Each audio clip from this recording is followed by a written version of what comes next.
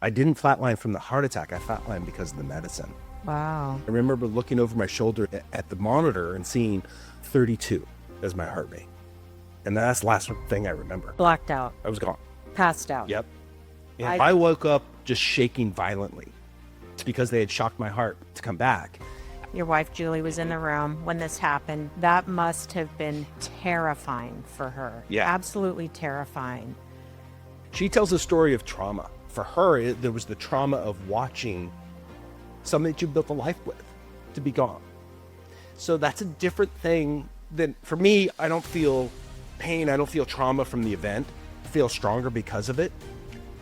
The pain is on her side and what she had to go through. And that's different. That's a very different experience. I had the pleasure of sitting down with a good friend of mine and talking about a moment in his life that changed everything. Christopher is an Ironman. He owns 3 companies. He's a husband and a father. He was in peak physical condition, but one day everything changed and he flatlined. What followed was a complete shift in his perspective. Christopher shares what it truly means to live life fully, because none of us should ever have to wait for a moment like that to wake us up, to finally start living life the way that we should, the way that we're meant to. So please welcome my dear friend, Christopher Brown. It is so good to see you. Thanks for having me. It's been a long time. Yeah, been a lot of life in between the moments. There's a story I need to hear more about. Yeah. You were at the gym, you were on the spin bike, best shape of your life, Yep. and you flatlined. Yeah. What happened? I was coming off a half Ironman season. I had been competing in half Ironman triathlons, literally the best shape of my life. I was doing a spin class and I'm looking at my watch. My numbers are off and something's off. I was like, okay, finished the class, just didn't finish strong. I tell the story now that it's funny that I went and ran a 5K on the treadmill to cool off because that's the kind of shape I was in at the time, not the kind of shape I'm in now. And it was interesting because I'm sitting there running and the numbers are off. So I'm just like, something's not right. So I stopped. My wife, Julie, was doing a Pilates class, went over, got her. She was just finishing up a class and she's talking with a friend. I grabbed Marcus, our son, out of the kids club and I go sit in the cafe. I feel off. I'm not sure what it is. I'm going to go sit down. We sat down in the cafe and all of a sudden I got clammy. I'm like, I think it's my heart, but give me a minute.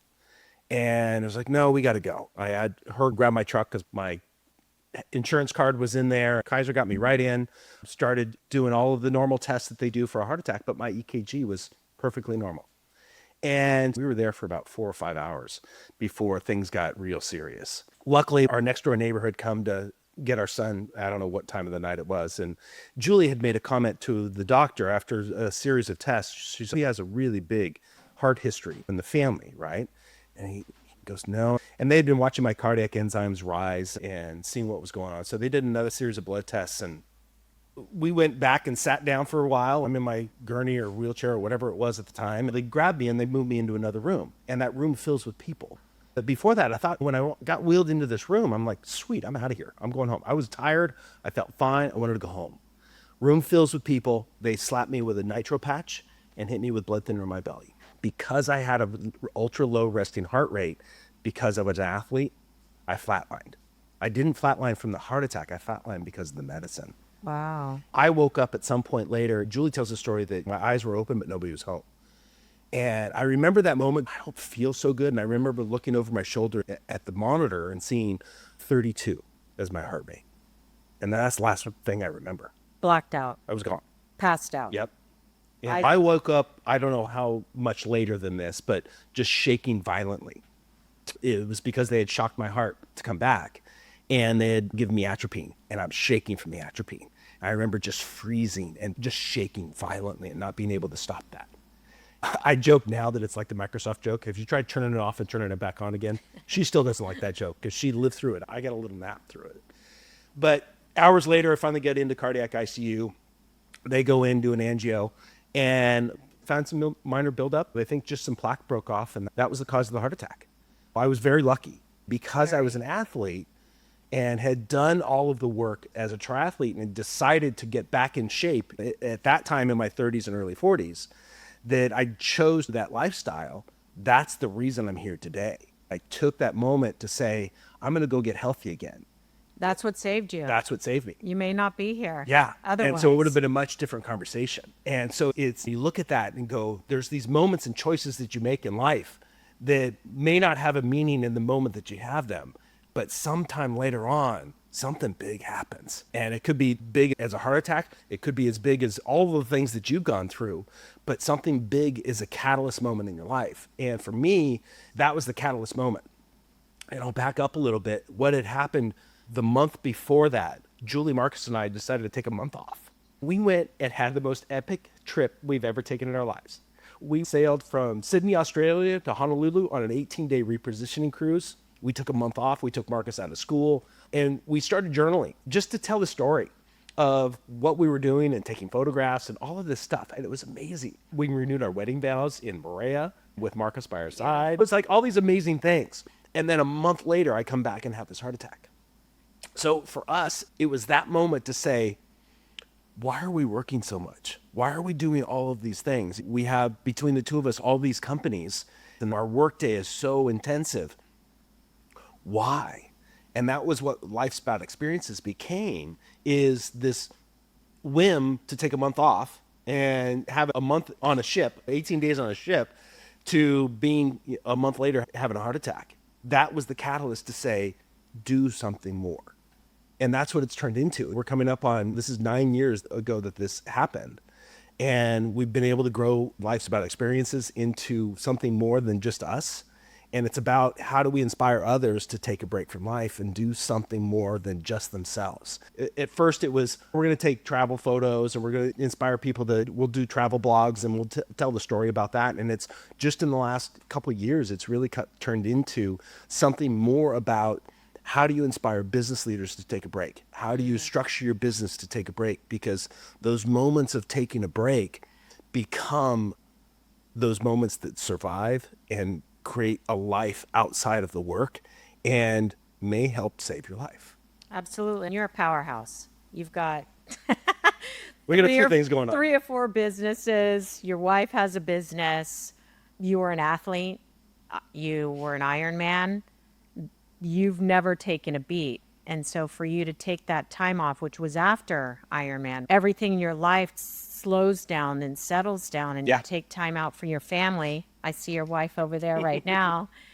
And then life changes in an instant. Yes. You talk about changes in your heart, cardiac enzymes.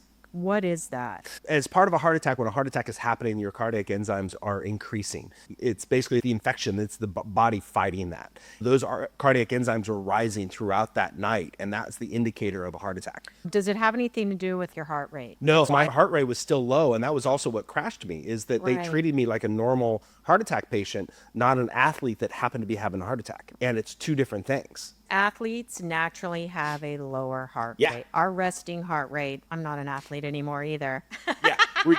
But the resting heart rate can be as low as 40. Yeah, my resting heart rate at the time was probably about 45 to 48, depending on what was going on at any given moment. And I'm lucky enough now, here 9 years later, and not really working out nearly as much as I should, but I'm lucky enough to still have a resting heart rate in the 50s. And that allows me to have more longevity. You start looking at little details, and there's all these studies right now that the watches and all of this stuff for watching your sleep and all of that, you end up overanalyzing stuff. Don't get too deep into the weeds with it, but have an awareness of what's going on. And when things don't feel right, you got to go do something. Absolutely. Your wife, Julie, was in the room when this happened. You flatlined. Yeah. That must have been terrifying for her. Yeah. Absolutely terrifying. She tells a story of trauma. For her, there was the trauma of watching something that you built a life with to be gone. So that's a different thing than, for me, I don't feel pain. I don't feel trauma from the event. I feel stronger because of it. The pain is on her side and what she had to go through. And that's different.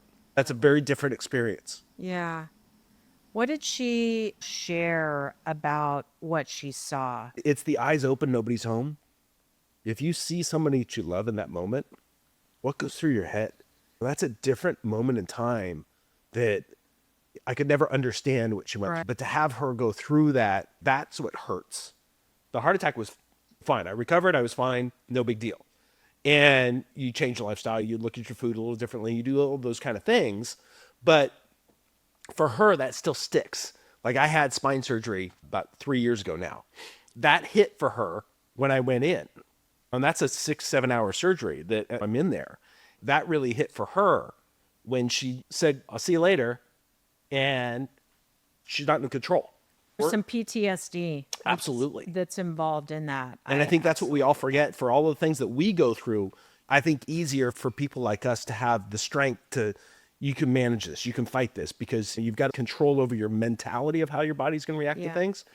But your loved ones, your sphere of influence doesn't have that same control. No. They can only hold your hand.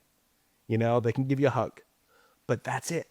That's why I love what you're doing. I think it's so important to share these stories because it's not only the stories of the people that lived it, but it's the stories of those that are around them to have them go through something. How do they recover? How do they build strength? How do they find their power in what we went through? And we all find strength. Like I find strength from that. It gave me something. I talk about it as a gift. It gave me the gift to be able to go do something else. That's right. And do something more for other people and trying to inspire other people is part of this process. And I was given the gift. She was given the trauma. That's a different conversation. I think everything that I've been through, which I see it one way. I powered through. I didn't have a choice. Yeah. That's the way it is. But maybe don't think so much of the trauma that it creates. For the people that are standing by watching everything happening, I know for me, and I'm sure with Julie and your son and friends, there was more tears shed by them than yourself. Oh, yeah. Having gone through it. And that might be because of the type of mindset that we have. After you survived, how long did it take for the reality of what happened to you to really sink in? I've been asked that before, and I don't know if I've ever had a catalyst moment. I think there was a series of things that led to something bigger, but I don't think there was a week later and I felt, okay, I've got to do this. Man, that happened. And there was none of those type of moments. It was just this gradual, we have to do something different. And we have to continue to do these trips. And she's my catalyst for doing these trips. I would probably still work my ass off and not take the trips if she didn't tell us we're doing the trip. And she's the organizer, she's the planner, she comes up with all these things. And that's, I think, had I not had her, like, that would have been way different. How often do you go on these trips? We try and take as much as we can. We'll do typically 2 to 4 weeks a year, and we're trying to do more now. Last year was a big test of this whole theory that I'm working on of booking the trip. And we took a month off, and we went to the Maldives. My out of office said, your email is going to get deleted. And it did. We were gone. We took a month off. We flew halfway around the world. We bounced around to 3 different resorts and just did nothing together for a month. But when I got back, my business partners were still functioning. All the companies were still functioning. Nobody died. Everything still happened without me. It was that moment of, I have to design this place to be replaceable. I need to be replaceable because if I'm not building the business to be replaceable, all I have is a job. I don't have a business. That's where my goal is now, is because of that. And I think that's that catalyst moment that has grown over the last 9 years into what it is today, is that now I need to do more. And by doing more, by doing less, if that makes sense, because it's doing more to be able to build this and all these companies that we have here and grow these into something more for myself, my business partners, my staff, so that they can all grow themselves and be able to do something bigger for themselves, but not have to rely on me. It shouldn't revolve around me. The more that I can do that, the more I can then take time off and spend it with my wife. We just kicked our son out of the house, which is awesome. So he gets to grow on his own, and we gave him his eviction notice, so he's out. And so he gets to learn his new opportunity of living on his own, which I'm so excited for, and he's so ready for, and he's going to do phenomenal. And we get to be a couple post kids. As the kids are now out of the house, we get to be a couple, which we've always done a phenomenal job at. We just celebrated 26 years of marriage. That's a cool thing. Happy anniversary. Thank you. now we get to go do a bunch of things together. Yeah. So now what's our next trip? We're thinking about that for the 10-year anniversary. What's the next trip? We have no idea what it is yet. We have an inkling, but trying to figure out what that is. But the more you can do those kind of things, then it started to hit on us. And you talk about this, what was that catalyst moment? And I think what it was is it became, how do I give this gift to other people? Like, I was given the gift to be able to be here. How do I give that gift to somebody else? Somebody else may have more trauma or less trauma than what I've gone through, but there's something that's in their lives that is traumatic. And maybe it's somebody that's younger in their career that hasn't had that traumatic moment that says, shit, I got to stop.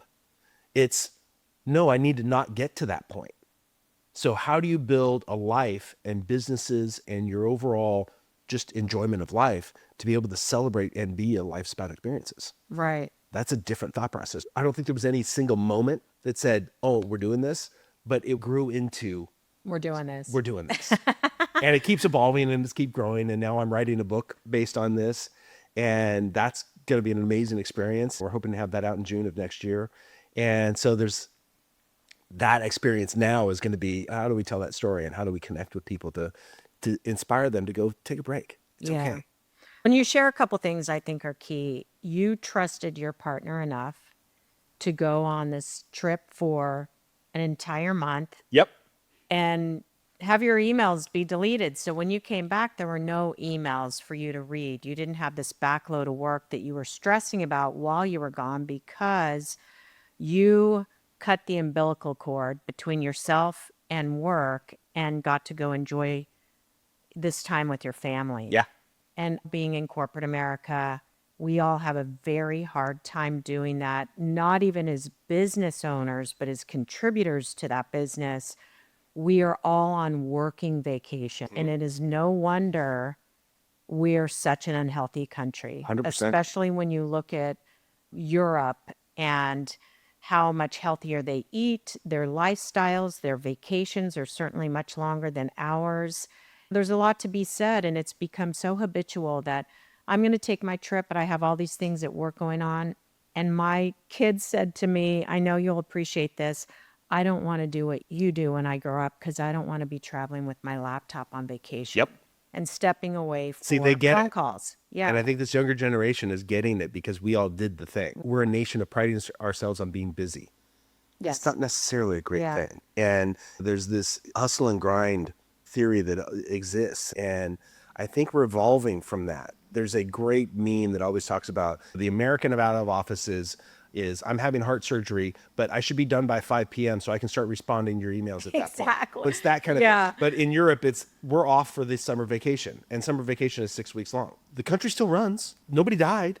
Why are we so focused on this? And it creates a lot of stress when you're on vacation and managing your job at the same time. I've done it multiple times, and it creates increased heart rate. Yeah. You're stressed all the time. And you can't be stressed on vacation. That's No, what, you can't. That's you what lost the vacation's point. for. Yeah. My marketing manager I put in for vacation a couple of months ago, and she said, "Is it okay if I don't take my laptop?" I go, "Fucking wrong with you? Why would you take your laptop on vacation? That's not how this place works. You can't do that." And it was such a foreign concept because she had been at all these other companies for her entire career that you still need to be accessible even though you're on vacation. I'm like, no, you don't. You have a terrible business if your employees have to be on call on vacation. We as Americans create that culture, and it's a horrible, horrible culture. What was it like for you when you decided I'm going to shut down, I'm going to detach myself, I know everything's taken care of? Did you have any moments of anxiety or thinking you were missing out? I see Julie's nodding her head. There was the terror of this place can't survive without me. And that's a terrible thought process because I should be replaceable. That's the whole goal. Again, I go back to if this place can't run without me, then I have a job, not a business. And that's a different thought process. And there was anxiety going into it. What's going to go wrong? Who's going to do something or not do something? And you go through all of those kind of thought processes. And then you get to the end and you're like, I came back to an inbox of 12 emails and nobody died. The business is all still ran. Yeah. Then there's the weird thought process of, oh, I can be replaceable. Is that a good thing? Am I okay with that? And so you have to grapple with Both. with that side. The other side of it is that, Right. oh, I achieved this. Now what do I do? And I'm far from achieving that true replaceability. And there's a lot of work to do. And that's the fun part, is that Right. we get to create systems and structure to be able to do that. And how do we document what each of us does within the companies? And how do we make that more efficient? And how do we document that so somebody else can be inserted into whatever that process is to be able to figure that thing out? Yep. That's the fun part. How long did it take you to let go when you took that month off? It was probably that first week. Julie knows this, is that for me, we have to take longer vacations. We literally just got back last night from only a week-long vacation. We need a vacation for the vacation. And because it takes me a week to 10 days just to settle in. And that's why I like taking these month-long trips, because it takes me that first week or more just to settle down and to stop the brain on work mode. And I think that for all of us, it's hard to shut that brain off. And if you can shut that brain off and get into vacation mode and be able to just enjoy the sun and the trees and wherever you are, to be able to enjoy those moments. And for me, it takes a good week to 10 days to be able to do that. And that's the hard part. That's why I like doing the longer trips. Like this trip that we just took was not a vacation.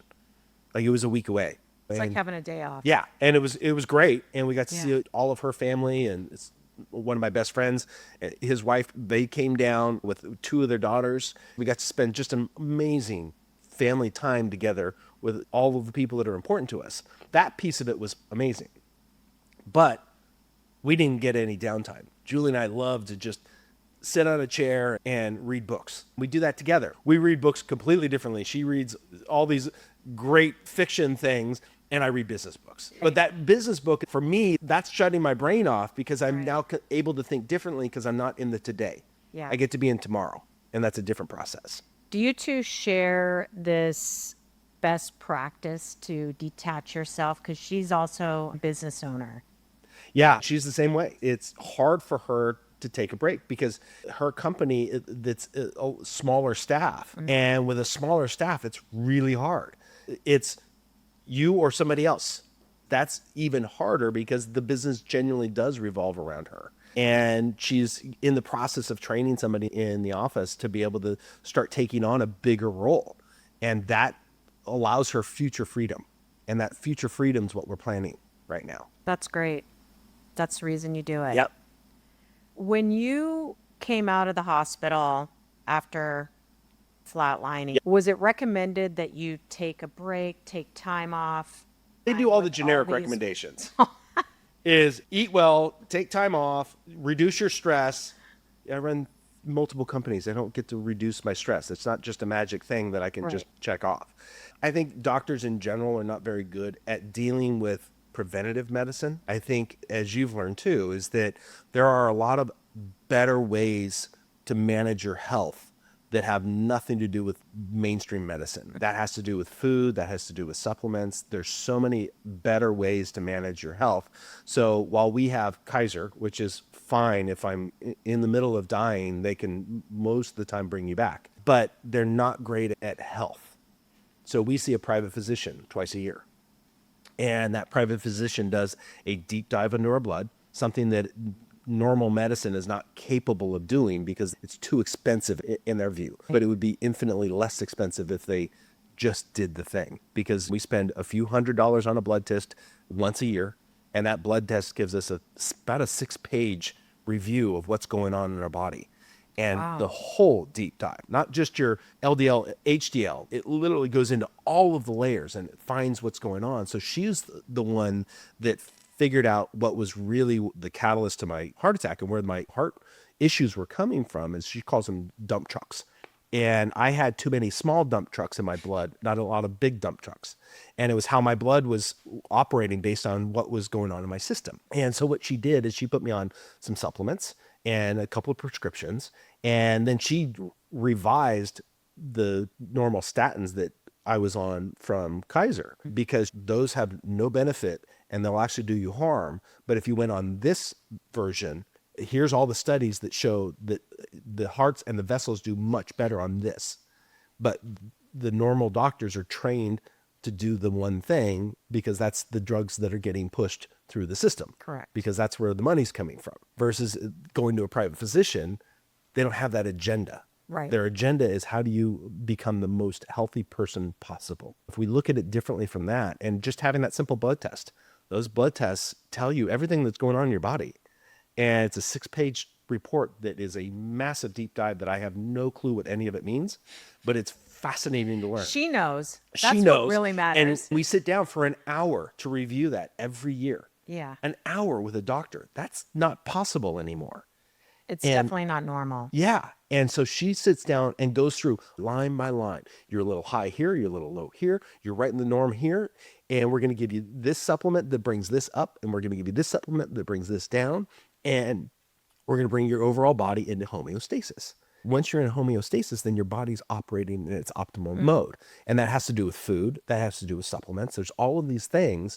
And that's why I love about, and not to be political, but what RFK is doing is that as much as there's some dumb stuff that he's got going on, his focus on getting all of the corruption out of our food and healthcare system, that's where we benefit, is getting better food into our systems. And you can eliminate so many medications by just with food. That's the fascinating thing.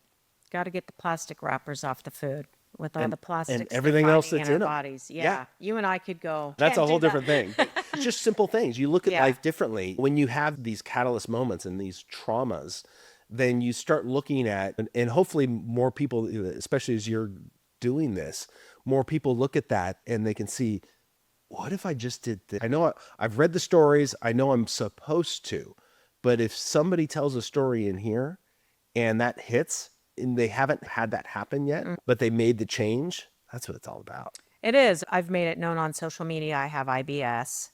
It impacts your gut. Your gut plays into such a big part of your behavior. Overall health, yeah. And if you're in a flamed moment because you've set something off by eating something that your system doesn't like, eventually it's going to affect the way that you feel because you're backed up. Yep. And you're not releasing anything. It's almost Yeah. like stress. If you don't release your stress, it becomes dis-ease. Dis-ease leads to disease. And those are the foundation of things I truly believe in. And if people pay attention to how they feel either right after or hours after they eat a particular food, you're tuning in and you know exactly what works for you and what doesn't, and stay away from the stuff that doesn't. Yeah. It's telling you something. Yep. You just got to listen. Yeah. I think we're just trained to not listen. My joints are always stiff.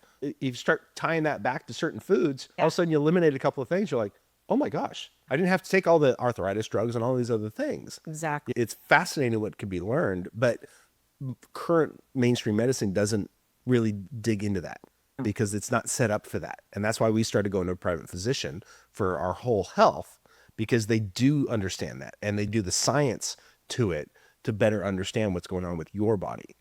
Is this person an integrated doctor? I find that some of the more modern practices look at Eastern and Western medicine. She does a little bit of both, which is fascinating. Her experience is as an anesthesiologist. She came from that side of the business and got into the whole health side of it. She's got a little bit of everything. She'll do a combination of some of the Eastern medicine, and she'll look at supplements and how those affect the body. She will also prescribe medications when needed and when there's a genuine benefit. But more often than not, it's more about food and supplements than it is about medication. It sounds like she's really focused on preventative care. Yeah. We're going to try to prevent Yep. these unexpected moments from happening. They happen regardless. Oh, yeah. But she's there to really give you guidance and pay attention to what Yeah. is happening inside your body. Yeah. My heart attack was going to happen no matter what. Like, I was destined to have a heart attack. My grandfather died of a heart attack. My dad's first heart attack was in his 40s. I was 42 when I had mine. My father died at 70 from congestive heart failure. So I had a massive heart history. Did you ever think you were going to have one? I was pretty sure I was going to have one. Yeah. Yeah. I had some heart issues when I was younger, but never to a heart attack. But I was also tracking things and looking at things. I think in the back of my head, I always knew I was going to have one. I just had no idea when. And sure as hell, I didn't expect it at 42 years old. But I had the gift of being able to be an athlete at the time. And so that made it a survivable event, which is not normal for other people. So I was lucky enough to have that. Absolutely. Yeah. Do you think that the heart attack shifted the way that you look at things and the way that you're approaching life? Yeah, I think 100%. I think it focused on spending more time with family, more time with friends, taking a break from life. It's that luckily we had taken this whim trip leading up to that and had this thing happen. And they were like, we got to do something more. We have to take more of those trips. And so we've done trips literally all over the world. And we've taken our son. We took about 7 or 8 years ago, we took Julie's at the time 92-year-old grandmother on a 12-day Mediterranean cruise. And this woman at the time, 92 years old, now 99 years old, we were just with her this week, is in better health than any of the rest of us, which is fascinating. Yeah. But it was being able to give her that gift. I got that. I was the gift to be able to be alive. That was our way of saying, okay, let's give that gift forward. And now where it's turning into is that we get to do even more of those gifts and give that to other people and be able to do more things in life and hopefully inspire others to do the same thing. Yeah. Because it's not that hard. You just have to be willing to do the thing. You do. You got to get into the practice. Everybody carries their laptop with them on vacation. Guilty party right here. Yep. We just do it. Yeah. And if we got out of that habit and leaned more into our workforce to help support us while we're gone, Yep. nobody's going to die. Yeah. And there's a lot of theories right now, especially if you're the traditional corporate America W-2 employee. How do you structure this in your life? And that's what I'm going through in the book is that exercise of, okay, how do you manage up? And how do you manage expectations up and set up your own sphere of what you can control within business to be able to do that? Because it's as important there as it is on the entrepreneur that's running multiple companies. It's the same thought process. It's just a little different execution. Yep. And then corporate America being willing to come along. I think we're a little bit more progressive nowadays, but we still as Americans have the hustle mentality. Hustle and grind is still at the core of who we are, but hustle and grind and stop. We have to add that third word, stop, in there. And I think if we add that stop in there, hustle and grind's awesome. I do that every day, all day when I'm here. But when I'm not here, I'm not here. And there's that stop moment. It's a You good gotta find those practice. stop moments. Yeah. Let's talk about life is about experiences. Yeah. It's something that you started. I've followed you on social media. I love all the trips that you and Julie take. It's like going on a mini vacation every time I get to take a look at those. How did that message become more meaningful to you, given everything that you've gone through? And share with others how they can adopt that. I think that's why we picked the title, Life's About Experiences.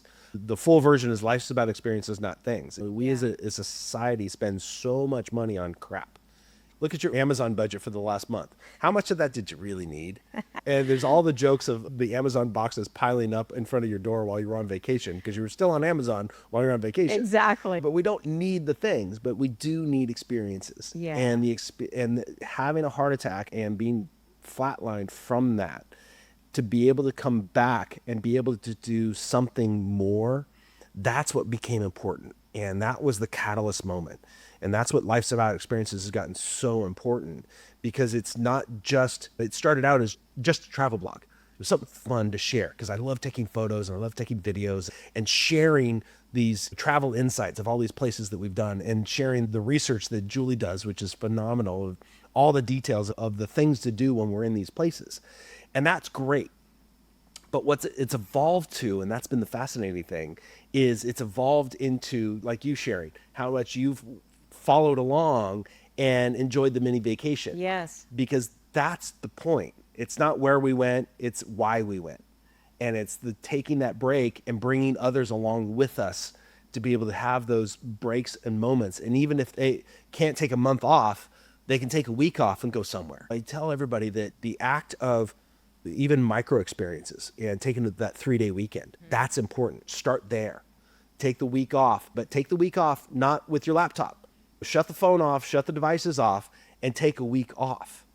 And the more that you can do those type of things, and then build that up. Build it up to 2 weeks, 3 weeks, 4 weeks. I'd love to take 6 weeks off. I'd love to take 6 months off. I'm not there yet, but I'm working on it. That's your goal. That's the goal. Our dream, we've talked about this, is I would love, absolutely love to take one of those around the world cruises. To be gone for 6 months on a ship and see the entire world and go all the way around. That's the dream vacation. That's the dream. Like to be able to do that and have life still happen behind the scenes and the businesses still run and they don't need me. Yeah. I'm not needed. And that's always, as you talk about, we all get older, you get into retirement and nobody needs me anymore. I'm looking forward to that. I'm not sure how to get there and I'm not sure how to pull that off. That goes with that 6-month vacation. Yeah, it's exactly it. But I think that's where Life's About Experiences has become so important in our lives, is because it not only brings us closer as husband and wife, as a family, but it brings us closer to those that are following the journey. And we get comments all the time on thank you. I followed you on this, and we'll run into people in the real world and they're like, oh my God, that last vacation was so great. We're talking about doing this. What do you think? Yeah. And other people are going, I'm trying to talk my spouse into doing that. Yeah. And they're having those type of conversations. We were at a graduation party recently and we were talking to some friends that we had run into there, and the husband was so locked into, he always goes to his favorite place, and they go to Hawaii and that's all they ever do. And she's like, no, we could go here, we could go here. And we started having those conversations because if you go to the same place, it's the same thing. Same it's experience. the same. Yeah. There's no difference in the experience. But if you experience something else, something magical happens. Experience a different culture, a different language, a different foods, different scenery. All of those things fire your neurons differently. And you talk about Tony Robbins with neuro-linguistic programming. It's how do you make change and how do you force change? It's putting your pant legs on the opposite way, putting your shoes on the opposite way. Just to start your day that way, it changes their pattern. If you can change the pattern, that's what Life's About Experiences is all about, is changing the pattern of your day-to-day life. If you can do that, you come back a better business leader, you come back a better employee, you come back a better spouse. All of those things are better because you went and did an experience. Whether that's Julie and I sitting on a beach and doing absolutely nothing, which is phenomenal because I can shut my brain off, or you're the adventurous and you want to go climb a mountain. Right. Do something. I don't care what it is, but you got to go do something. We went on a vacation to Morocco. Yep. We chose to do something we'd never done before because it was like we could go to these little cities, we could eat at these great restaurants, have yummy cocktails. But we do that all the time. Let's do something we haven't done. Yeah. We did all the research and did a trip up North Africa's tallest mountain. It was a peak climb. It was incredible. We were in the Berber villages with the locals. We ate their food off the farms. We stayed in their homes. There was no digital devices. We never felt better. The food was incredible. Yep. And it was very simple too. Yeah. Just mentally, physically, and our souls, like doing something like that with your partner is unbelievable. It was a 3-day climb. Day 3 starts at 4 a.m. in the morning. When we started the climb with our headlamps, it was straight up across ice and the cliff went straight down. You couldn't see anything, Yep. thank God. My boyfriend was behind me and he said, are we in over our heads? I looked forward and I thought, I'm not going to answer that because I'm the one that pushed for this trip. Yep. I'm going to be very quiet and terrified at the same Yep. time. And we ended up making it to the top. It was terrifying and incredible. I'd never been on a cliff like this. And we both said, we got to do something like this again. Yep. It creates growth. Yep. It changes your perspective and the experience. Like you said, Yep. just being with all those people. We wanted to live like them. Yeah. It was unbelievable. The best thing we could have done for ourselves. Yeah. So fascinating. When you started telling that story, your hands got more animated. You sat more upright. Your energy changes because you have an experience. Yeah. And I don't know if you picked up on that. I didn't. But your energy changes because of that experience. And Yeah. then that experience gave you energy and gave you inspiration and gave you all of these great gifts. But that still keeps giving because you just talked about it. Oh, yeah. And now feel how much energy you've got in you right now. Tons. And it's just because you Yeah. did the thing. Look how much that keeps paying forward. That's what experiences is all about. Yeah. Is because that builds energy within your system because you experience something different. Yeah. And that's what it's all about. It is. It really is. That's why you live a life of experiences, That's right. because those energy things come back to you. It's putting energy in the bank. It just I builds more up for you. I see Julie nodding. She agrees. That's because she's the one that forces me to do this. Never admit if you're terrified, though. Yeah. Not till it's all done. Yeah. If someone is listening right now who just experienced a health scare, or it was a friend or a family, Yeah. or maybe they're burning themselves out in their jobs. Yeah. It's the same amount of trauma. What would you say to them, whether it's key points or takeaways that you would share with them right now that would either help them overcome it, help them get through it, or thrive? Yeah. I think where it starts is the basis, make a change. We talk about trauma and we've gone through some pretty massive things. You may not have gone through something as massive, or went through something that's even more massive. You got up, and the act of getting up moves you forward. And I think that's the difference of where you've got to look at it is you've got to get up and move forward. You can't dwell on the pain and the trauma, because if you sit there, that trauma is going to eat you up. That pain is going to eat you up, whether that's physical or emotional pain, that will eat you up. You have to look at something forward. You know, talk about micro experiences. Yeah. And some of those micro experiences for somebody that is dealing with that trauma, whether that is work trauma or something physical, go do something, whatever that is. Go do something different, whether that's taking a micro experience and going down the street and taking a 3-day weekend for a staycation, or you're going halfway around the world like we've done. But you have to go do something. And just the act of getting up was the first step. And that's when it gets cool. Because if you get up, you take that first step, that's hard. Second step's still hard. Third step's a little easier. It's like when you haven't been in the gym in a long time, you go back to the gym. That first day sucks. Second day pain is the worst. If you keep going, it gets easier. Then it gets harder because you work harder. Yeah. And that's when the growth happens. It's the same thing. It's just take that step forward. Do something more. Do something, anything. You have to move forward. And if you focus on forward, not backward, or staying still, if you just sit there and just let the thing wash over, you're dead. Yeah. Whether you actually die or you just die inside, that's not healthy. Get up. The act of moving, like you just talked about Morocco, and you talk about that and your energy comes up. Your life comes together. Taking that experience, look at how much energy that brought into your body. And so for somebody that's going through it right now, it's really hard to see where that opportunity is. But if you take that opportunity, it's there somewhere. You just have to take advantage of it and go do something and moving forward. It's so important because life can change in an instant. We don't know what's going to happen when we walk out the door or hop in our car or hop on a plane or walk down the street. There's so many people that live in fear. Yeah. And I talk a lot about fear, and fear is a liar. It really is. And if you think about it that way, you can live in a state of fear, you can live in a state of positivity. Yeah. And you see a lot of fear in our overall economy right now in society. People live in fear of change and things that they can't control. Control what you can control and ignore the rest. And we talked about that when I showed up today. I look at those moments of fear or nervousness or anxiety as growth opportunities. You're afraid because it's new. You haven't done it before. And this is your time to go do that new thing. Yeah. And once you've done it, it feels better. Let's talk about that. When we started today, you were nervous about being on camera because this is a new format for you. It is. So look at how comfortable you are right now Yeah. and how easy this last conversation has been. Yeah. All you had to do is do the thing. I know. It wasn't hard at all. It wasn't. And your format is great because you're having conversations. Yeah. That's all it is. It is. There happens to be these things sitting in the background with red lights on it. With Hunter over there. Yeah, with Hunter camera over guy. here. This is just you and I having a conversation. And look how easy this was. Super easy. That's the whole point. Yeah. All you do is sit down and have a conversation. That's what it's all about. Go do the thing. Go do the thing. I Go love experience that. life. That's what it's all about. I've had so much fun. Thank you for having me on. I'm so glad you said yes today. This has been a great conversation. Tell everyone where they can find you on So social media. you can find me at Life's About Experiences, Not Things on Instagram. You can find me at Life's About Experiences on Facebook and Instagram, and Google Life's About Experiences. You can find us everywhere. And please follow along. Please comment. Please share your story. I'd love to hear more.